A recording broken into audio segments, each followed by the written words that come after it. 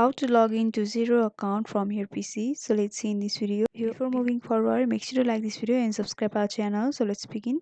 First of all, you have to open up your preferred browser in your computer. Here I have opened up Google Chrome. After that, in the search bar, you have to click and search for Xero login. After searching for it, you'll be able to see these links over here. So you have to go through login to Xero accounting software in the first paragraph. And after clicking on that, you'll be taken to official web page of Xero. So from here you can see the login option directly in the screen, and you can also see the login option in the right upper corner. So you can click on any of those,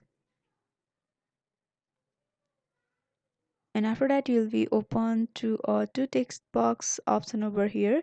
So in the first text box you have to click and enter your email address, and in the second text box you have to enter your password of your account.